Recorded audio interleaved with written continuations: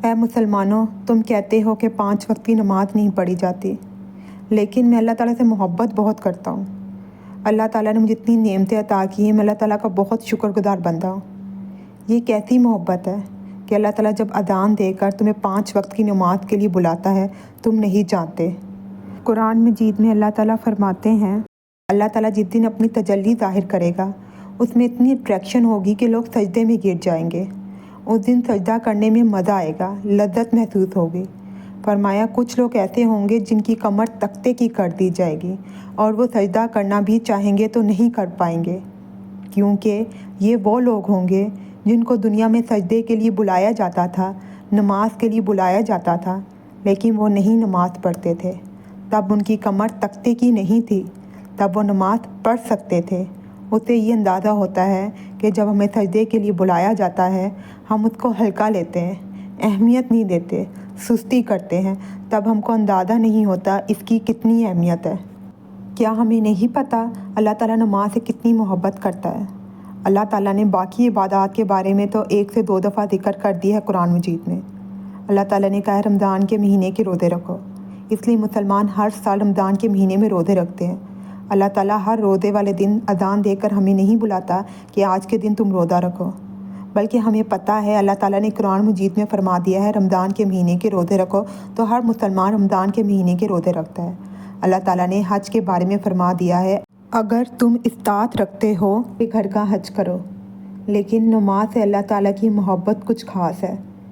وہ ہر نماز سے پہلے اذان دے کر اپنے بندے کو بلاتا ہے، سجدے کے لیے بلاتا ہے۔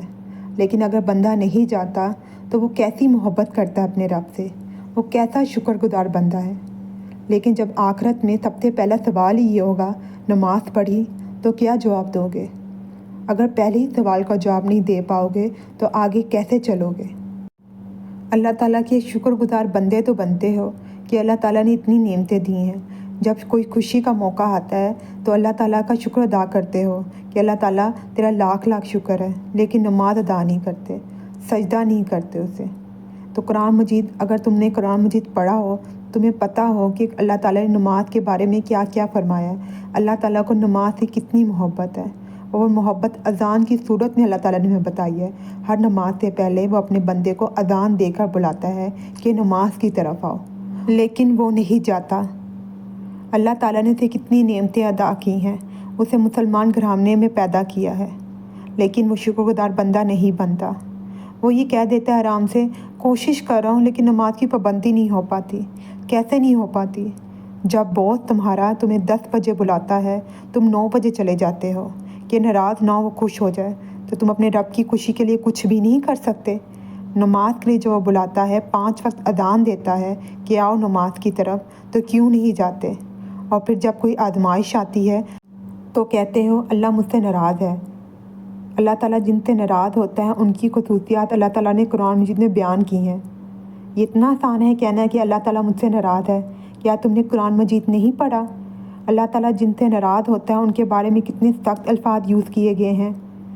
تو مسلمانوں، 5 وقت کی نماز کی پابندی کرو، اللہ تعالیٰ سے اپنی محبت کا اظہار کرو۔ جس طرح اللہ تعالیٰ 5 وقت تمہیں اذان دے کر اپنے پاس بلاتا ہے، تم جاؤ، اللہ تعالیٰ کے شکر گزار بندے بنو۔ اگر آپ کو میری ویڈیو اچھی لگی ہو، please like, share and subscribe to my channel, اور اگر اچھی نہیں لگی تو ڈس لائک کے بٹن پہ کلک کر کے کمنٹ میں بتائیے آپ کو میری ویڈیو اچھی کیوں نہیں لگی۔ شکریہ۔